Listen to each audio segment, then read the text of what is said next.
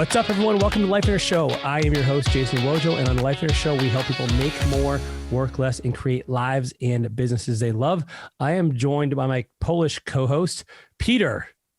Actually, you know what? From now on, it's going to be Polish Peter the First. And for those of you who are going to be listening to this podcast, you'll know what I mean by that. Well, you have to use it's actually Peter, Paul. Polish Peter, Paul, Thomas, Ladislaw, Kola the First. That's it. Yeah. And there's a reason behind that. And when you listen to the episode, you'll figure that out. Listen, Peter, I am so excited for today's episode. We're talking with Frank McKinney. Now, if you don't know who Frank McKinney is, you will never forget the name after you listen to this episode. Here's a guy who has he's just a rock star. He really is. He's done high-end spec built, like multi-million-dollar spec homes. As an artist, though, he's not a real estate investor. He really isn't. He's an artist who has used his skills and his blessings to create one-of-a-kind homes, oceanfront properties that are just incredible, out of this world. The guy's an ultra marathoner. He has 7 books. He's a best-selling author. I mean, he's built 29 self-sustaining villages as a charitable endeavor that he's passionate about. I mean, the guy he does it all. Yeah, and I love this particular episode because of the fact that I feel like I got an insight into his mind. You know, the way he was sharing, the way he's talking about. Yeah. You know, he talks about the upcoming book that he's got coming out, and the way he's looking at life and tackling different aspects of life, it's pretty amazing. So I would encourage every single one of you guys to listen to it and listen to it twice. This is an incredible one. Yeah, you're gonna want to really soak all this up. Let's get into it right now, man. I can't wait. Here we go. Frank McKinney. Frank McKinney, what's up, my friend? Welcome to the Life Inner Show. Bet you can't guess where I'm coming to you guys from. You and Peter.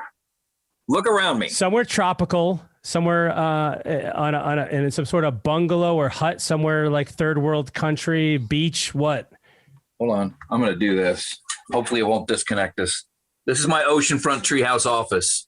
Dude, I want one of those. I know it's a little. The sun's coming in the windows. You can't see the ocean, but right out those windows, I got 12 of them that look out at the ocean. So today, we're doing the Life in Air podcast from the treehouse, the first and only time you will have done that. That is it. This will never be repeated. This is a one-time thing. So that's where the magic happens, huh? That's your secret.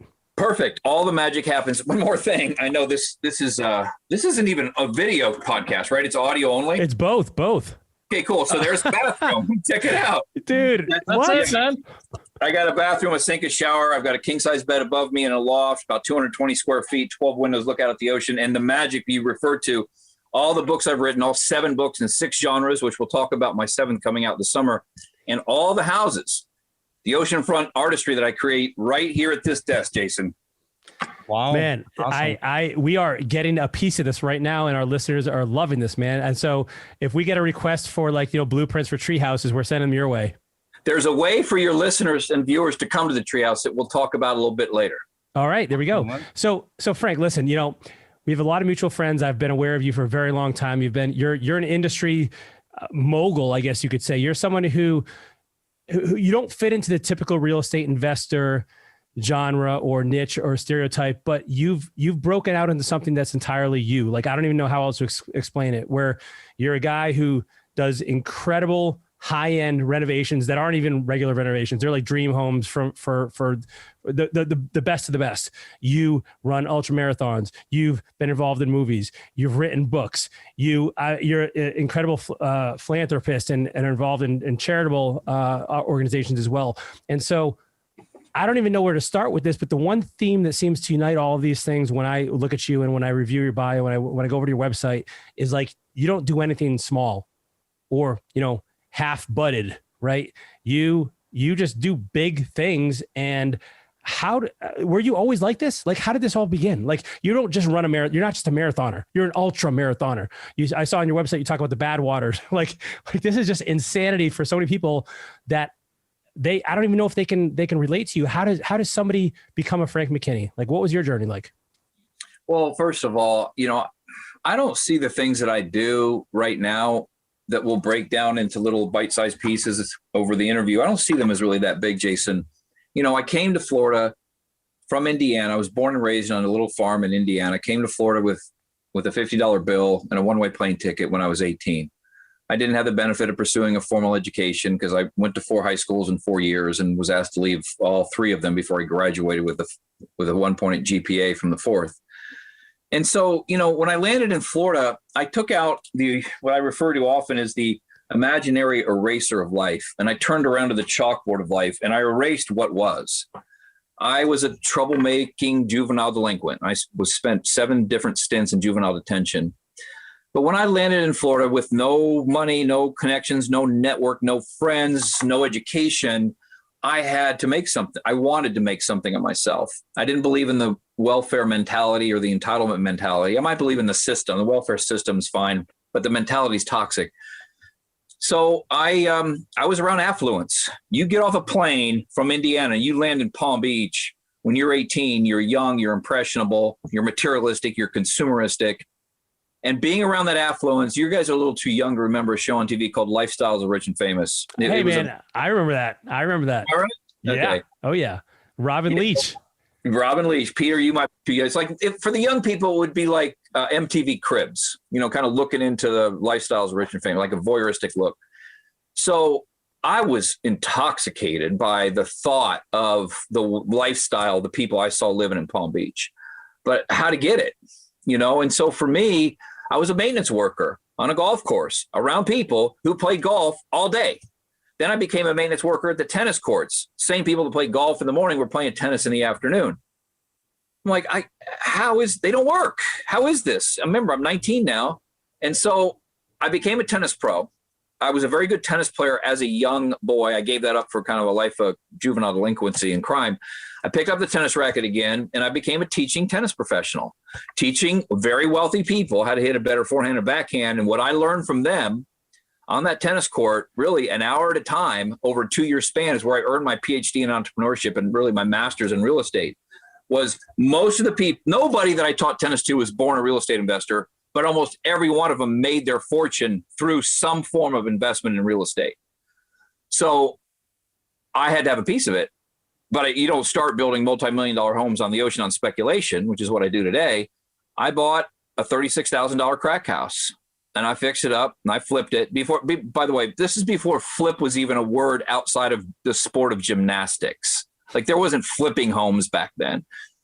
And I made a $7,000 profit.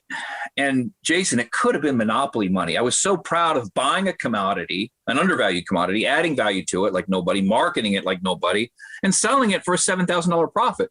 I did hundreds of houses worth less than $100,000 for the first 5 years of my career. Matter of fact, few know that I didn't do a house worth more than $100,000 for 5 years. Not a single one. But as Malcolm Gladwell says in his book, Blink, what does it take to become an expert at anything? How many hours? Yeah, 10,000.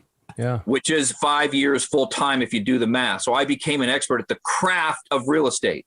I jumped from a $100,000 house, not to a 500, not to $1 million. I jumped to a $2.2 million house on the ocean on speculation, because there's 2 segments of the real estate marketplace that are recession proof: the first time home buyer and the ultra wealthy. Those 2 economies, segments of the marketplace, have been around since the Roman era, Jason. First time home buyers and the ultra wealthy. So I jumped from that first time home buyer class. It was very lucrative for me. We were making $25,000 a house per house on a $100,000 flip. That's a really good margin. Jumped up to the $2.2 million house. And since then, that was back almost 30 years ago, 1992, we've done 44 of those beautiful homes that you refer to on my website on the direct oceanfront, which I showed you. I showed you where I work, which is right across the street over there, on speculation with an average selling price of $14.5 million. So you're like, forget about this middle stuff. We're just going right for the extreme. Like we're just going big. Yeah. And I'll tell you why. It wasn't just because I want to go big. It's just that I became confident in my ability to have mastered at that point the craft, the artistry of real estate, not the business. I implore people to take an artist approach to whatever business they're in. And that's what said, like, I'm not a builder. I'm not a developer. I'm not a wholesaler, a retailer, a flipper, a short seller. I'm an artist. Those aren't my words. That's USA Today and the Wall Street Journal saying Frank McKinney is a real estate artist. Taking that sun-drenched canvas that I just showed you when I flipped my computer around, that canvas, and creating three-dimensional art that somebody can live in. So I always wanted to be an artist, either a performing artist or, playing an instrument or painting or sculpting. My artistry comes in the form of 3 dimensions. And so knowing that the wealthy would pay a premium for a commodity that came in very limited supply, like I didn't need a college degree to understand the law of supply and demand. There's only 156 direct oceanfront properties in Palm Beach. I know every one of them. And I've owned and sold a bunch of them, 44 to be exact. So that jump to me, Jason, was very linear. It was very calculated. It was the biggest risk for me wasn't the first 2.2 months. By the way, we've done the most expensive house I did on spec. And for those of you not in real estate, that means building a house without a buyer. So I have no buyer for my product. I build it on speculation, like the Field of Dreams. If you watch that movie, build it and they will come. Well, that's kind of my job, is to build it. And that means finding the land, designing the house, building the house, furnishing the house down to the gold-plated toothbrush in the bathroom, putting a for sale sign in the house and selling it. The most expensive one have done is $50 million. So went from a $50,000 crack house to a $50 million mansion. But that segment of the marketplace, knowing that they're relatively recession proof, and there's so few properties going out after that demand, and demand has been high for the 30 years I've been in the business, wasn't a real big jump at all. As I was going to finish this thought, the biggest jump was leaving that tennis court. I was making $100,000 a year. If this was like a live presentation, I'd pull up a slide right now that showed me standing in front of a Ferrari at 21. Bought it not from real estate. I bought it from teaching tennis. I gave all that up at $100,000 a year, cash business before the IRS even existed in my mind, and went into this real estate business. So it was very planned out. I think my overnight success took about 20 years. And so did you carry that same heart of an artist with you when you were doing the less expensive homes as well? Or did that kind of flourish as you started seeing more opportunities with the larger homes? Fantastic observation. I decided really with that first crack house that I wasn't sure I made the right decision when I bought that. Remember, the day before, I'm holding some beautiful woman around the waist, a little closer than I probably should have, teaching her how to hit a forehand and a backhand. I give that up for a crack house that has cockroaches and rats and termites and all sorts of used condoms and used needles. I mean, like, really? I gave up that beautiful woman and on the ocean on the tennis court for this. But I decided right then that I wanted to take an artist approach. And what that meant at the time, and it's not too different today, was I was going to put 3 coats of paint on instead of 2. I was going to put a new roof on instead of just patching the old one. I was going to plant grass sod instead of just sprinkle seeds over the crappy old grass. I was going to put $15 yard carpet in instead of 10. If you're an artist and you go to a paint store and you buy a palette and you buy a brush and you buy paint, you don't buy the cheapest. You want to represent your artistry beautifully. So you're going to buy a nice palette. You're going to buy the nice sheep's hair, brush, and you're going to buy the real expensive paint. Sacrifice your bottom line for your reputation. I'm going to repeat that again. Early in your career, and even I still do it to today, I made a point to sacrifice my bottom line. So the first houses I was building, we were only making about a 7% return. I sacrificed that to build my reputation. And so taking that artist approach to a crack house, which is what I did, I made them the nicest little crack houses on the block. Of course, they weren't crack houses when I was done. And we sold them for 105% of retail. Like I set markets. I made markets in crack neighborhoods that hadn't existed before. I simply took that approach over to the oceanfront and started, yes, maybe over improving some of these houses. I mean, by the way, now I really don't renovate. I build from the ground up. But my cost to build a really nice house like the one you just saw we sold was close to $1,000 a square foot. My cost. I mean, you talk to any high-end builder, they're blown away if somebody's spending $500 a square foot. So my margins aren't as great as they could be, but there's a reason we're talking today, and it's not because of my margins, it's because of my reputation.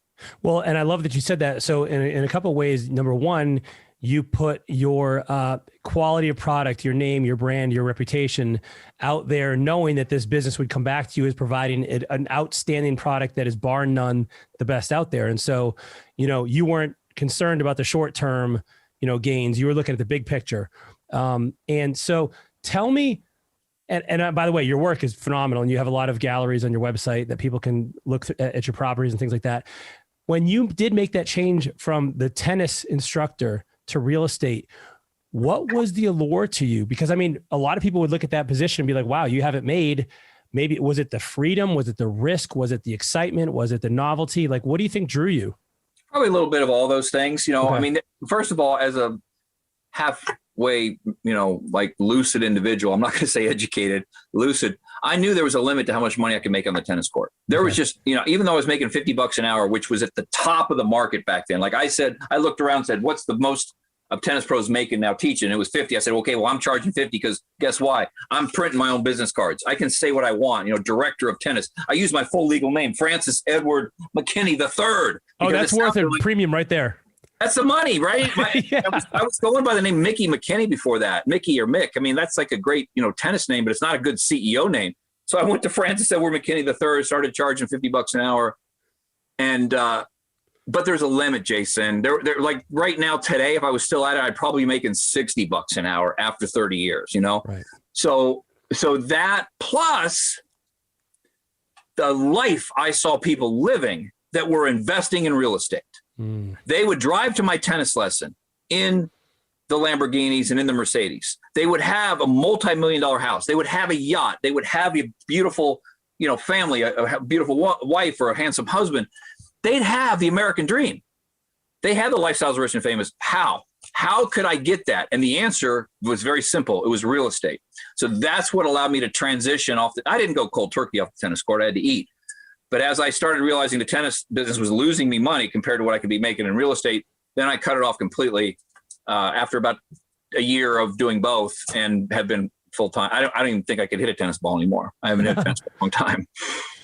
Man, so there was no fear involved in that decision. It was kind of course. Big time fear, big time. So the second segment of my new book, Aspire. So the title of my new book is Aspire: How to Create Your Own Reality. It's kind of shiny. How to Create Your Own Reality and Alter Your DNA. TheAspireBook.com. People can go read more about it. TheAspireBook.com. The second section deals exclusively. There's 5 chapters that deal with fear and how. I'll be short because it's a really long thesis and it's important though. Fear results from the thought of taking a risk, not from the actual taking of the risk. When we think about getting on a roller coaster that's really fast and steep and scary, it's the thought in the mind when that bar goes down over our waist and we start going up that first hill before the first drop that puts our heart rate up and our heart in our throat. We're terrified at the thought of what's about to happen. Once we go over the top and that roller coaster takes the first dive, what happens? The fear goes away. It's replaced with joy and jubilation and excitement. So much so that we get to the back, we run off the ride and get to the back of the line to go do it again. Business is just like that. It's the thought of taking a big risk that stops most people because of the sensation of fear.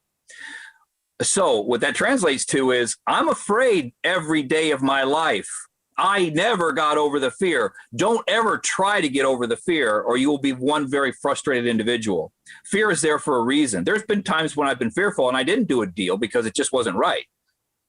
But I don't let fear stop me. That's the primary difference. I know I'm afraid every day if I'm going to take on a big change or challenge. By the way, fear is the sensation associated with the thought of taking a risk, and risk is always associated with a big change or big challenge.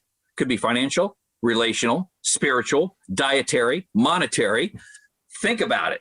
Big risk is going to involve one of those categories. The thought of making a big change or big challenge, taking on a big challenge in your life is going to elicit fear. And most people listening to your podcast will quit, will not pursue it because of that sensation. I say when you're feeling fear associated with the thought of taking a risk, you're on the right track. Don't let it stop you.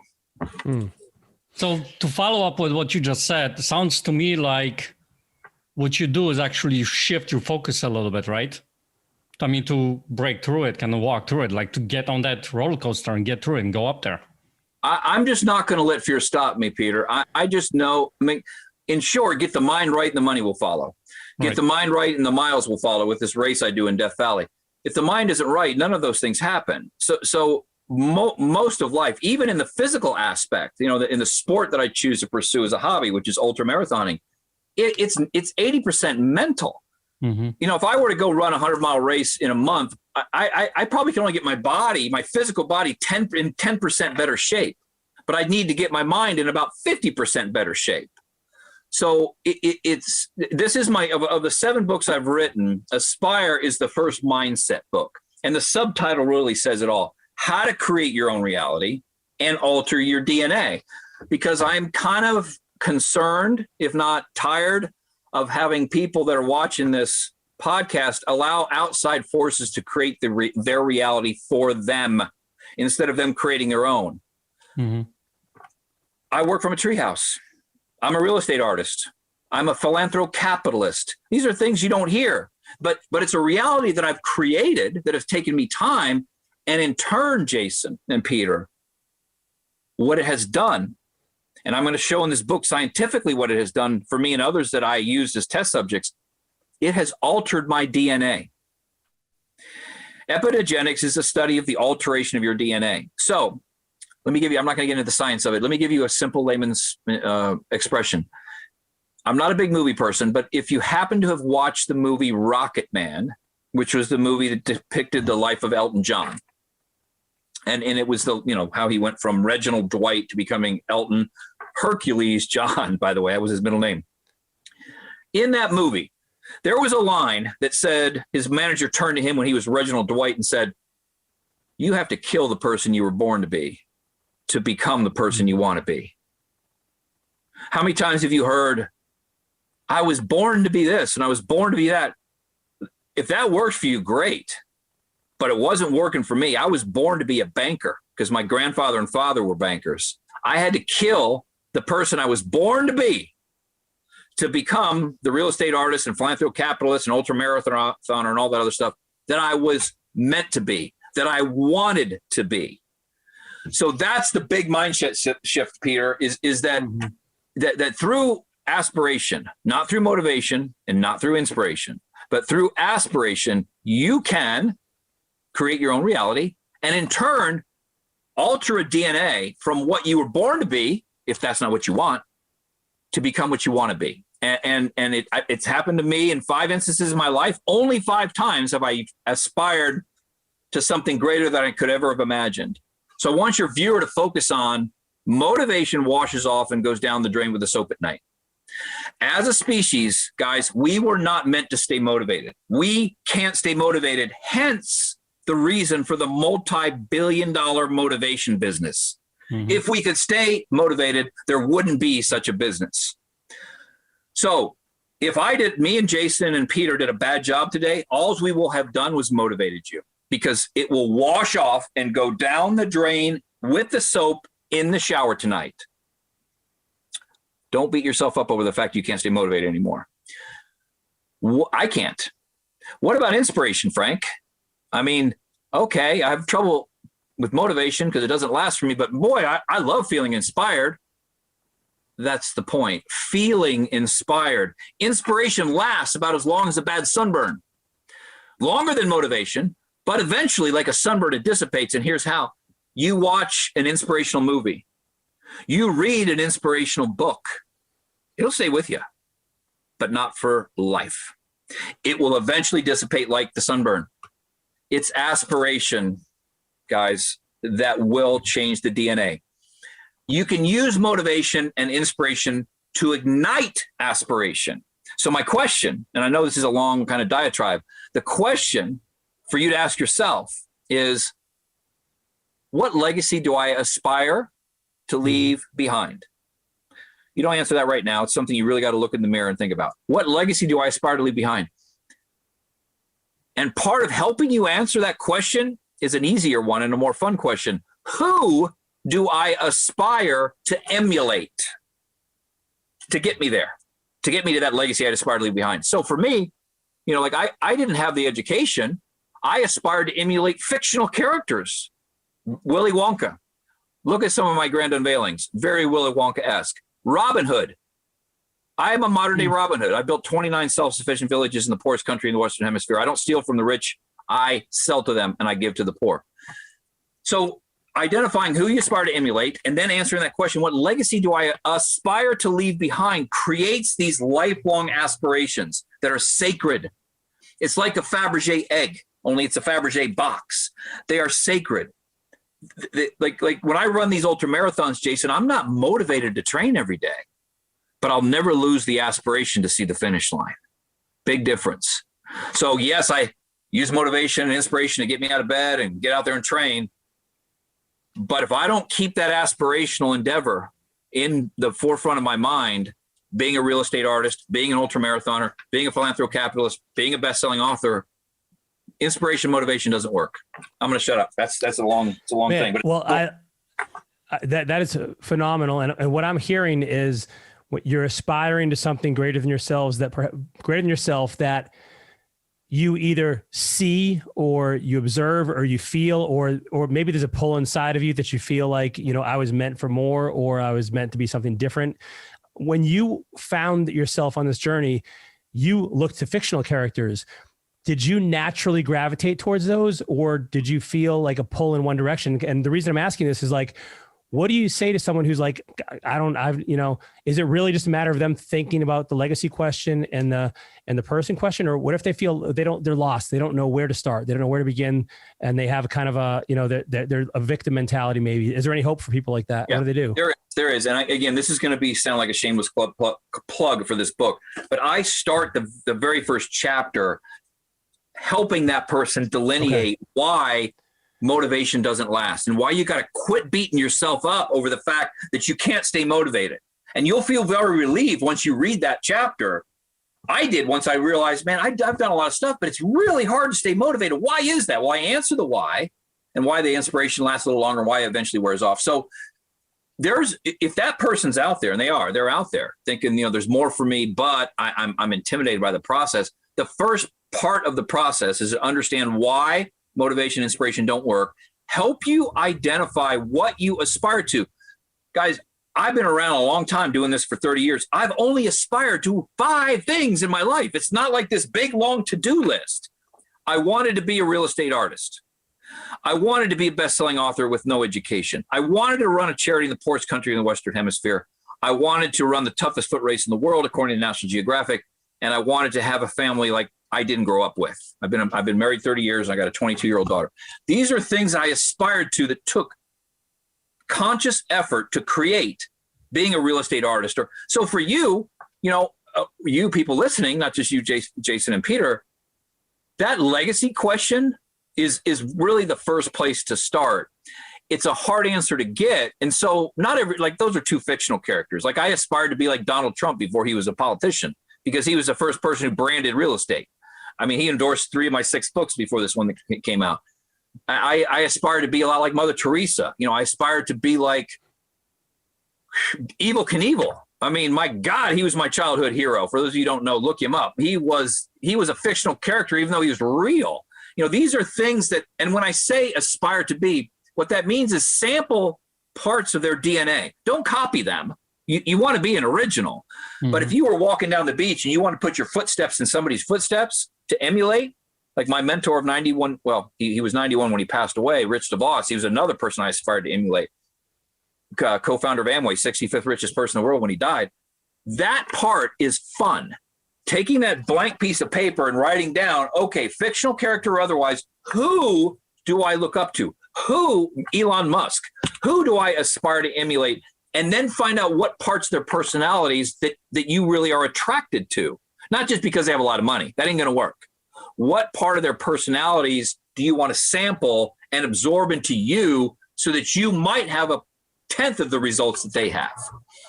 Did you have a longer list of who you wanted to emulate when you started off and then you kind of whittle it down? Or did you just zero in on these 5 things immediately? My list that I just referenced was pretty much my list. I mean, okay. it has grown since because of, my just enlightenment and understanding there's other people out there. But, like, for example, there's a section of the book that I talk about how we've we've put ourselves at such a disadvantage growing up. Our teachers, primarily, and some of our parents have done this to us in telling us that you, Jason, are either right brain or left brain dominant. And my guess would be you're left brain dominant, that you're very analytical, very statistical, very business minded, and that your right brain, which is the creative side, the artsy side, might be considered more dominant. That's bullshit. I don't cuss very often, but that approach to what we've taken to our kids, what we told our kids, what we were told as kids is not true. I came to Florida being the grandson and son of a banker with absolute left brain dominance, business minded, statistical, analytical, spreadsheet, Google, you name it. That was me. I didn't like that. I wanted to be an artist. Mm-hmm. It took me a decade to reawaken the synapses on the right side of the brain so that I could become more artistic in my approach to my craft. So much so that maybe 4 or 5 projects ago, I let the right brain get too carried away with the project, and my margins were like next to nothing because the house was just like a museum, but nobody wants to live in a museum. It was just over the top. So when I say that, to answer a roundabout answer to your short question, somebody like Elon Musk, who, like the people that I really look up to, can toggle back and forth between right brain and left brain in nanoseconds. That should be an aspiration of yours. No longer do I want to hear somebody say, well, I'm partners with Jason because he's the left brain guy and I'm the creative guy. What happens if Jason gets hit by a bus? You have to develop your left brain if you're right brain dominant. And it's not hard. Like my daughter, she's not mathematical, but I've taught her to re-energize the left brain to become more mathematical. Because 2 things, sweetie being my daughter, not you, Jason. So, 2 things. I wanted to be good in math because I knew I was going to count a lot of money. And I wanted to be good on the right side because I wanted to write. Like I love creative writing. So quit teaching your kids or teaching yourself or being told by someone that you're right brain or left brain dominant for life.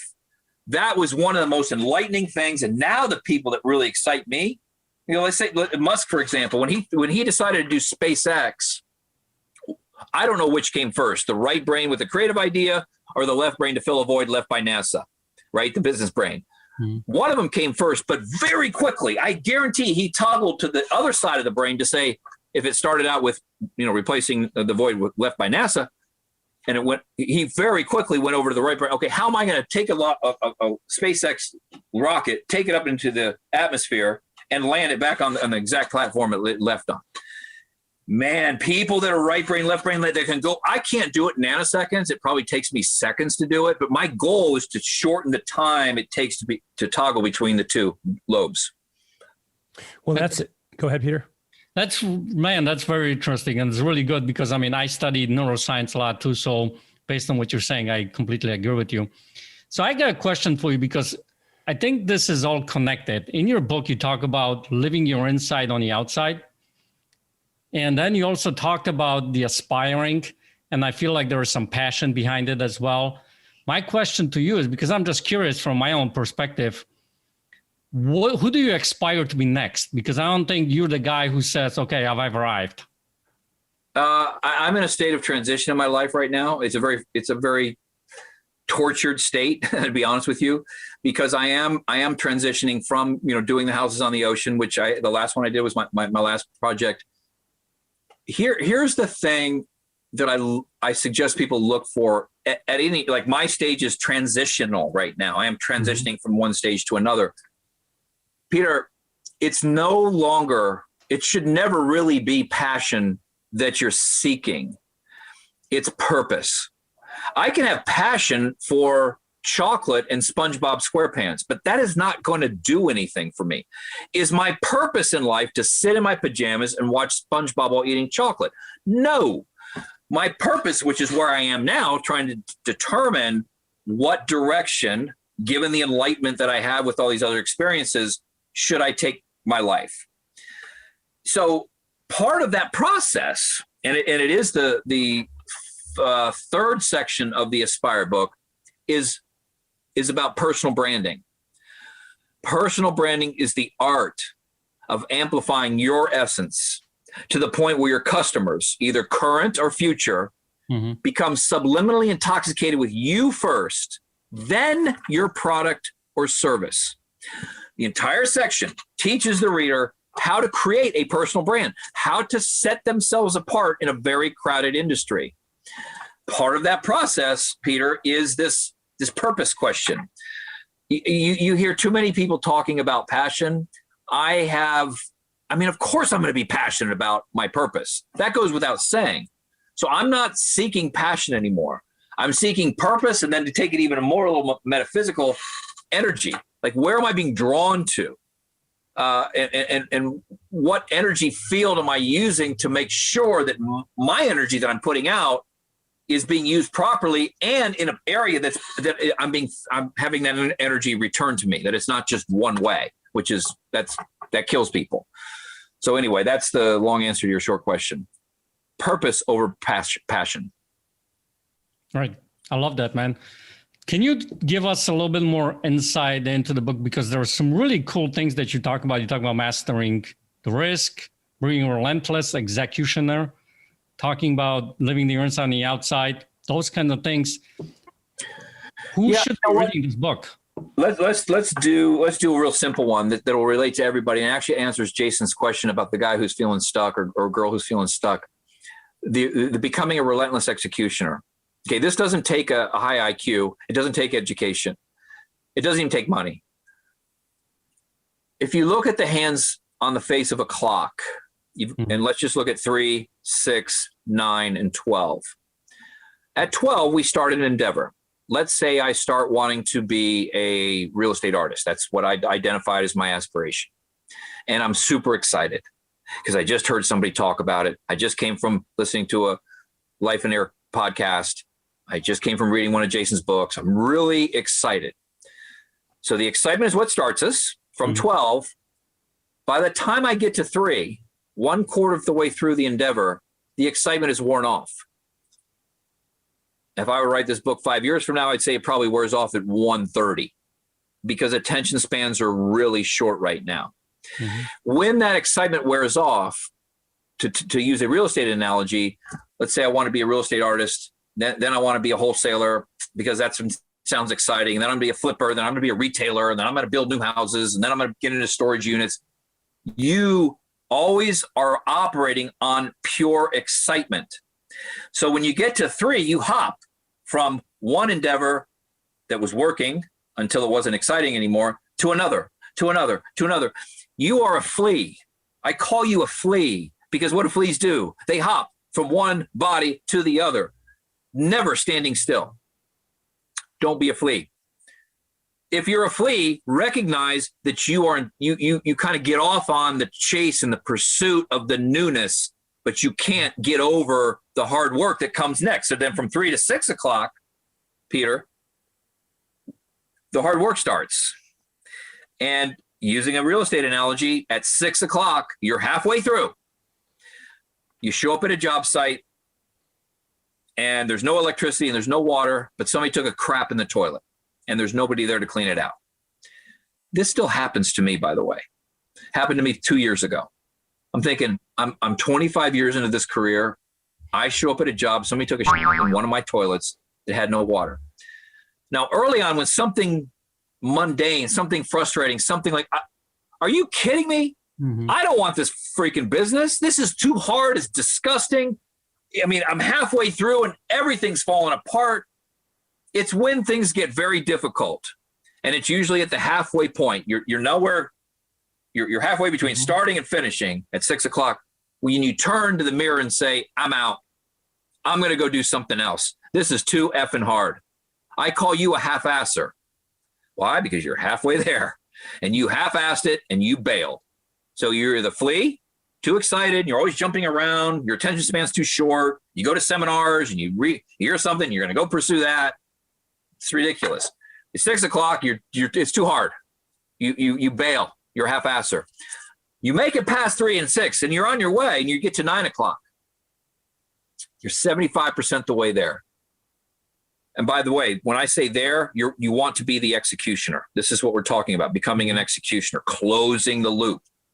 3, the flee. 6, the half-asser. 9 o'clock, this happens to about 10 to 15% of the people that I've talked to and interviewed. You're afraid of success. You can almost see the finish line. I call you a shoelacer because you actually tie your own shoes together. You're almost at the finish line. You reach down and say, I'm so associated with the process of success, the process of creating these beautiful oceanfront mansions, the process of art. I see the finish line and I freak. It's like the person who goes to college and is 2 credits away from graduating, but's quit. Like they were afraid to succeed. Process has to give way to purpose. Eventually, because that's what you're in business for, is to make money. I'm a real estate artist, a distant second to a businessman. The purpose I'm building these houses isn't because I want to put them in a museum. I'm there to put money in my bank. I'm there to make a profit. So I have to make sure, even to check myself when I get to 9, because I do love the process. I do love creating it, that I don't abandon it. I wouldn't quit, but I don't like finish strong. You know, like this, come on, man, you're here to finish strong.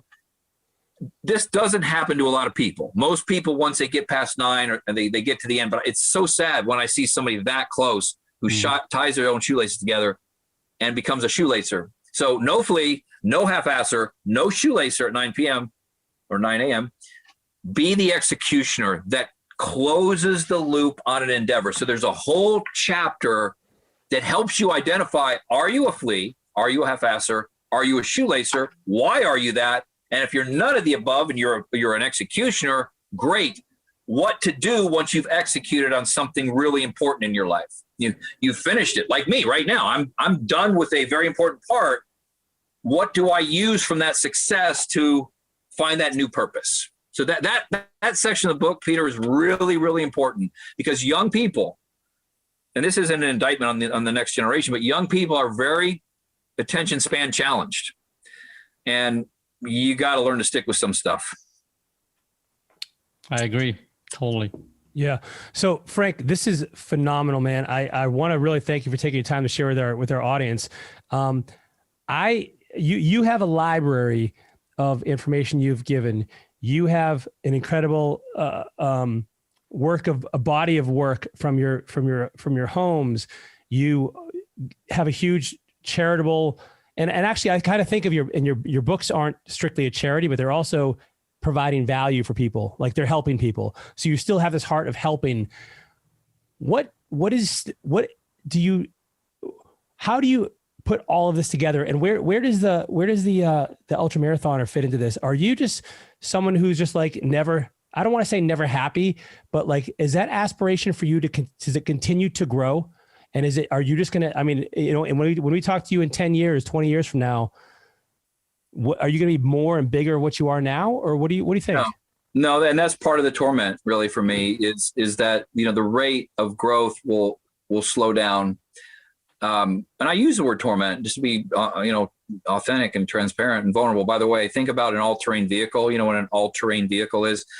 In your life, the acronym for all-terrain vehicle is ATV: authenticity, transparency, vulnerability. Use it. Use it in your life. Use it in your marketing. So when I say it's torturous to me and tormenting, it is. You know, that upward spiral isn't as rapid, you know, as it used to be. Yeah. And nor should it be. You know. So the important thing, the most important thing, and we'll talk about the ultra marathon if we have time, but because it's a good metaphor for life and there's so many great lessons there. I'm a Christian, and there's a passage from the Gospel of Luke, chapter 12, verse 48, that says, and if you're, by the way, don't turn off the podcast if you're not Christian. I ain't going to pound on the pulpit or preach to you. I know the Bible well, but I'm going to use something that's a great life mantra that happens to be a Bible passage. Luke 12:48 says, "To whom much is entrusted, much is required." It is my favorite passage in the Bible. It's also the way I choose to live my life. So I've been very fortunate to have discovered my professional highest calling. This is the last section of Aspire, by the way. So we went from the definition of motivation, inspiration, aspiration, building your personal brand, giving over fear. There's a section about your love life, actually, about important relationships. The final section is how to determine or find your spiritual and your professional highest calling. We know what my professional highest calling is, building these beautiful oceanfront mansions on spec. But, big but, in the early 2000s, I was super depressed. I was super successful, but I couldn't fit any more cars in my garage or clothes in my closet or food in my pantry. I was very materialistic, very consumeristic. But I'd lost all the heart in my soul, or all the soul in my heart. What's it all for? What is it all for? Why do I feel like shit? Why am I depressed? Why? I read an article about me in the newspaper selling the most expensive spec house in Palm Beach County, history of Palm Beach County. And next to me was an article about a homeless man that was being fed by a soup kitchen out from underneath the overpass on I-95. Why did that man have a smile on his face, and why was I feeling terrible about myself? Why did that man look like me? Oddly enough, there but for the grace of God go I. Yet he was living under a bridge and I was living in a nice house on the ocean.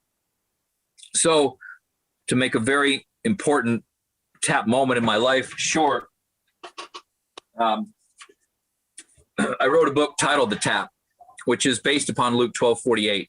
And that's the hand of God coming down, tapping you, the reader, on the shoulder, calling you to more. And that's what God did to me in that very moment when I read that article about that homeless man. So that book teaches you how to answer life's great tap moments. To recognize them, then answer them. I started feeding the homeless one night a week for an hour a week, right before Monday Night Football. I'll never forget. And I realized I had a gift for communicating with and relating to the homeless. I've met over 10,000 homeless people in my life. When I say met, I mean shook their hands and looked them in the face. And by saying yes to that tap moment, Peter and Jason, if I hadn't said yes to finding out why I felt so terrible and why I went and volunteered at that soup kitchen, there wouldn't be a Caring House Project Foundation in Haiti now, which is our foundation that has built 29 self-sufficient villages, housing 12,800 children. So the most important thing I could leave your folks with, I can help you make, get your mind right and make a bunch of money in real estate. But once you've done all that, what's it all for? And that spiritual highest calling that for me comes from that Gospel of Luke, to whom much is entrusted, much is required, has placed joy back in my life for the last 20 years. It has given me, talk about purpose, Peter. That is why I build the big houses, so I can go build a bunch of little houses over in Haiti. 29 villages. I mean, the average size of it, let's say it's almost 30 now, 30 villages, 50 houses per village. That's 1,500 houses we've built in Haiti. Brand new concrete houses over the last 18 years. That's what I hope your viewers and listeners take away is, okay, listen to Jason's podcast, the Life and Air podcast, which is fantastic, the word in and of itself. I want to be that life and air. I want to be that enlightened individual who finds that spiritual highest calling, has made some money, doing what you do, your professional highest calling, and is able to do what we've done. You don't have to go to Haiti, you go somewhere else. But that, when you kneel down, if you happen to pray, even if you're not religious, everybody prays from some time, at one point or another. Inventory your prayer for more some night or some morning or some day. That more love, more peace, more happiness, more joy for yourself or those you love. What are you doing with the more you already have? What kind of responsible steward are you being with the more that you have? And I realized I wasn't being that responsible steward because I was all consumeristic and materialistic. Now I've coined the phrase philanthrocapitalism. We take the best of philanthropy, the best of capitalism, we put them together, and we build self-sustaining villages in Haiti. That's my greatest hope. The primary purpose for me coming on shows like this is to instill that they can too find that spiritual highest calling. Well, Frank, this has been amazing. And, with the limited interactions we've had, I think of you as three things. One, you're not an inspiration, you're an aspiration for other people to look at you. And whether you know this already, so at some level, you are providing a model, a template, something for people to look to so that they themselves can identify with you and move in that direction. You're an incredible steward of the gifts and the blessings that God's given you, and you're a conduit. You've taken your gifts, your talents, the things you've worked hard to develop, and you've reallocated them for the greater good. And it's been a real pleasure to speak with you, man. How do people find out more about you? Where do they get the book? So the first thing I would do, two things actually. Let's go to theaspirebook.com, which is where I think Peter went to and read a little bit more about it. There's a really cool book trailer that we made, which is the one you saw probably, Peter, with the stunt with me riding through that book cover on fire, and a little bit more about the book there. So that's theaspirebook.com. Now, my website has been referred to by some PC magazine or whatever as Disney on a desktop, or desktop, Disney on a desktop. So they're like Jason, you said at the beginning, you can take tours of the houses we built in Haiti. You can take tours of the houses I built in Palm Beach. You can read sample chapters of my books. You can see where the next ultra marathon is going to be. You know, most people, and I'm very active on social, by the way. I mean, just look me up on Instagram or Facebook. I think I'm max, but Instagram I'm using a lot more now, and even Clubhouse is a fantastic platform. I hope you all are using that.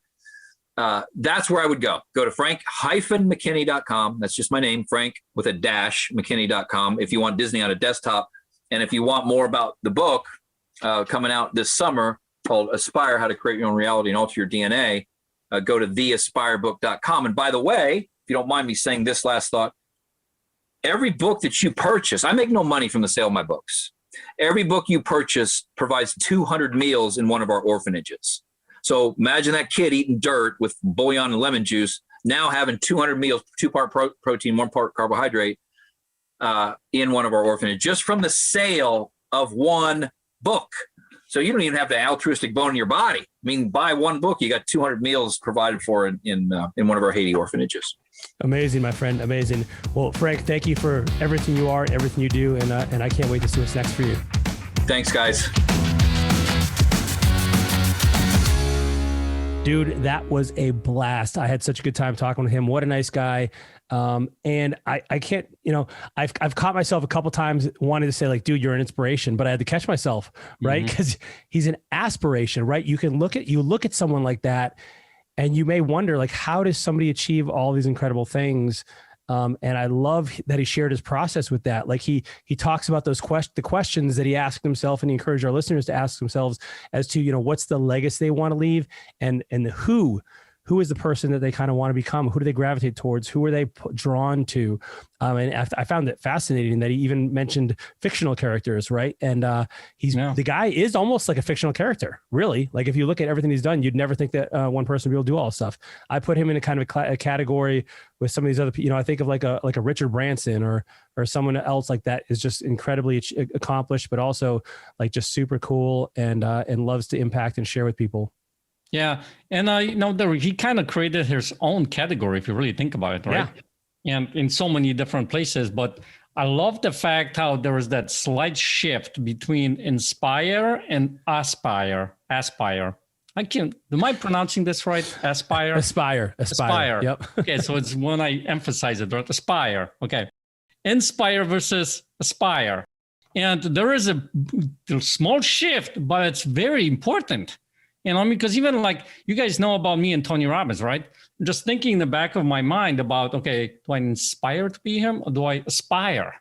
And that's a really cool thing. And I love how he framed it for his book. And I think people who are going to be reading it, I think they're going to get some really powerful insights. I love that when he was talking about the clock. Yeah, that was great. That is so true. Yeah. That is so true for many people, That is absolutely true. The other thing I really enjoyed was hearing how he's made several transitions throughout his life. First, from like the secure, well-paying job, as a tennis coach, tennis instructor, to flipping low-end homes. And so he's reinvented himself many times. He's expanded, he's grown. And each time what I also found it fascinating that he said the fear is always there. Like it's always going to be there and you work with it, right? You don't resist it. You just work with it. And that's kind of surprising for me to hear that from him, who's a guy who's accomplished so much. So if you're somebody right now who's dealing with fear, I hope you find this encouraging, right? In a way. Yeah, it's actually not a bad thing. He looks at it. It's not a bad thing. It's something to help him get to where he wants to go. Right. Well, man, it sounds like, we didn't talk about this, but he talked about mindset a lot. The guy has written 7 books. He's had a lot of thoughts. He spent a lot of time working on him. I get the impression like to make sure that he is as well suited as possible to deliver all of this excellence across all these different platforms at every level, the highest level in every area. And so, it was just really cool talking with him. And I also enjoyed, and I think his a subtle lesson we didn't hit on, but like even when he first started talking about being around all these affluent individuals, that was something that influenced him. And so what I picked out from that is who are you hanging out with, right? Exactly. Who are you learning from? Who are you around? Like that stuff does make an impact. We didn't talk about that at all, but like that's something I took from that part as well. Yeah, I love that. And so far, I think on this particular podcast, he's been the guy who's got the best looking hair. He does. Yeah. If you're not watching the video, you're missing out, man. Well, listen, I think, and I've heard good things about all of his books, in fact. And so I would check the stuff out, and man, and the fact that the profits of this are going to the charity is even above and beyond awesome. And so I'd encourage everybody to pick it up and check it out. So listen, I hope you've enjoyed this episode. It was a absolute honor getting to interview Frank and sharing his thoughts with you. I hope you enjoyed it as well. So if you did enjoy this, please leave us a review, leave us a rating, leave us a comment. Let us know if you liked it and how we can get even better. We also want you to be part of the Life in Air community and part of the conversation. So go download the Life in Air app onto your Android or iPhone device, or check it on the desktop version. And this is allowing you to be part of our community. You can rub shoulders, like we just talked about, being around the right kinds of people, right? Be around other people that are pursuing their vision, who are designing their vision in a way that, quite frankly, has a lot of overlap with what Frank is talking about. Who do we want to become? Those kinds of things. Those are questions that your vision satisfies for you. And so until next time, I check out those questions that Frank asked you, and who do you aspire to be? We'll see you next time, everyone. Take care.